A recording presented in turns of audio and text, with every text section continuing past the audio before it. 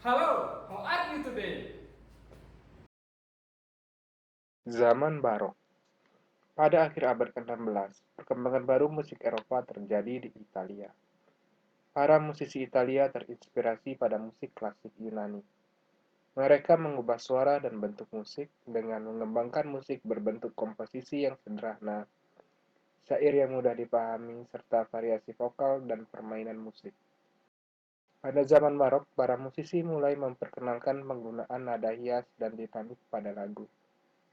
Pemakaian nada ornamen tersebut membuat permainan musik menjadi penuh dengan variasi yang indah. Selain nada-nada hias, permainan keras dan lembut juga mulai digunakan dalam komposisi musik pada masa barok.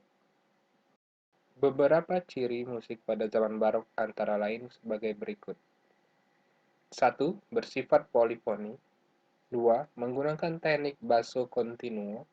3. Terdapat pengembangan vokal solo pada madrigal-madrigal dengan diiringi permainan alat musik harpsichord. 4. Lagu-lagunya berbentuk strofik, artinya berlaku satu musik yang sama bagi tiap bait pada syair. Gaya yang dipakai untuk lagu-lagu cenderung bersifat monodi dan resitatif, serta banyak menggunakan ornamen. 6. Teknik modulasi lingkaran Queen belum digunakan. Maka, karya-karya musik pada zaman barok terjadi pendek-pendek dan hanya berbentuk satu nada dasar atau memakai harmoni kromatik. 7. Musik instrumen dikembangkan sampai ke tingkat virtuoso. 8. Pentingnya unsur kontras dalam susunan dan warna suara atau orkestrasi. Unsur kontras dalam dinamika juga digunakan dalam partitur.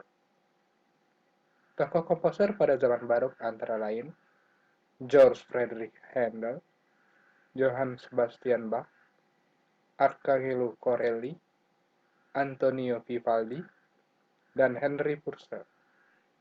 Beberapa bentuk musik barok adalah Ricercar, Fuga, Suita, Fantasia, Sonata, Concerto, Overture, dan Cantata. 5. Zaman klasik. Perkembangan musik pada masa awal periode klasik ditandai dengan munculnya gaya musik Rokoko atau gaya gagah berani, style galant di Prancis, dan gaya Summer style di Jerman. Musik tersebut diciptakan sebagai musik tarian. Contoh komposer musisi Rokoko adalah Jean Bellarmine dan Louis-Claude Jacquin. Ciri khas musik zaman klasik antara lain sebagai berikut. A. Mengunggulkan akal budi di atas segala-galanya. Tujuannya adalah untuk mencapai kejernihan, kewajaran, dan kehalusan, elegans. B. Bentuk utamanya adalah bentuk sonata form, yang merupakan bentuk pertama yang muncul pada sonata klasik. C. Musik lebih jelas, ringan, dan transparan. D. Terdapat pemakaian crescendo dan decrescendo. E. Terdapat pemakaian accelerando, konsep dalam mempercepat dan memperlambat tempo. F. Terdapat pembatasan dalam pemakaian nada-nada ornamen. G. Pemakaian rangkai tiga nada dan broken chord yang dimainkan dengan teknik arpeggio, ketikan beruntun. Kelompok komposer dari mazhab ini terdiri atas tiga serangkai yaitu Joseph Haydn, Wolfgang Amadeus Mozart, dan Ludwig van Beethoven. 6. Zaman Romantik. Pada abad ke-19, konsep seni dan sastra yang dominan adalah bahwa seni dan sastra merupakan ekspresi emosi sang seniman. Pada masa romantik muncul teori ekspresi seni. Emosi atau ekspresi merupakan hal yang sangat penting dalam berkarya seni. Artinya, melibatkan emosi dalam mencapai pengetahuan yang lebih unggul. Maka, seni menjadi sarana utama untuk mencapai keunggulan ilmu pengetahuan, bahkan menjadi kompetitor dunia sains. Ciri-ciri zaman romantik antara lain sebagai berikut. A. Seni merupakan ekspresi emosi dan perasaan sang seniman. B. Muncul gerakan ekstrim dengan semboyan le art pour le art. Artinya, hakikat seni adalah untuk seni itu sendiri. C. Kata kunci untuk musik zaman romantik adalah genius, imajinatif, kreatif, orisinal, ekspresif, komunikatif, emosi, simbolis, dan sentimental. D. Mulai terdapat gejala pemujaan dan pendewasaan terhadap artis.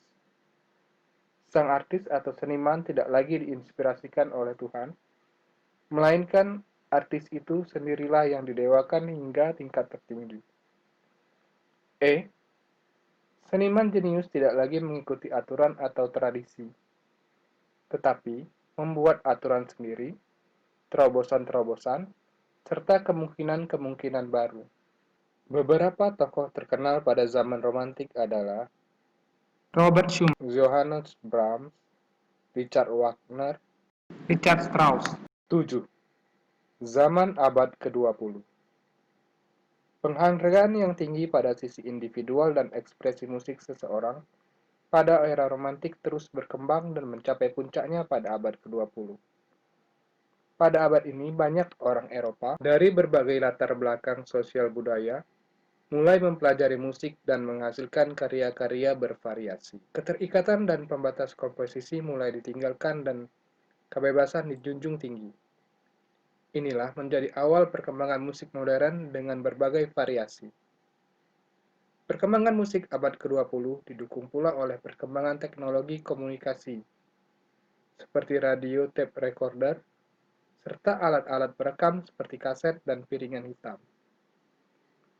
Pada tahun 1948, Pierre Schaeffer dari Radio Diffusion Television France, RTF, membuat rekaman musik elektronik yang disebut musik konkret. Musik ini disiarkan di Paris pada 5 Oktober 1948 pada acara konser bunyi.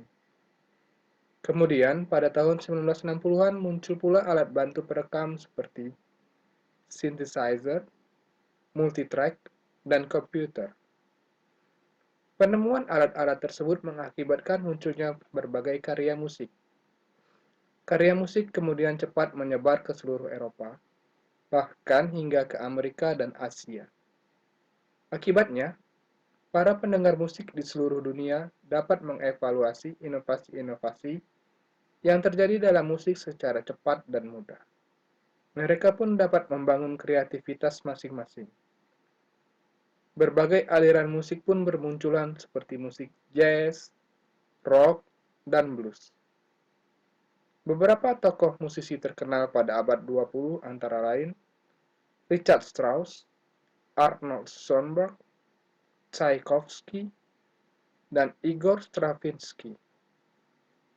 Dalam perkembangan musik barat yang telah diuraikan di atas, dapat dilihat bahwa musik barat memiliki sejarah komposisi yang jelas dengan aturan yang relatif baku. Hal tersebut menyebabkan musik barat mudah berkembang dan akhirnya mempengaruhi musik di dunia pada umumnya. Pengaruh musik barat di Indonesia cukup besar. Hal ini dapat dilihat dari perkembangan aliran musik jazz, blues, country, R&B, rock di Indonesia. Namun demikian, kreativitas para musik Indonesia, musik barat yang ada di Indonesia memperoleh ciri-ciri keindonesiaannya, baik dalam syair maupun gayanya. Oke, semoga bermanfaat.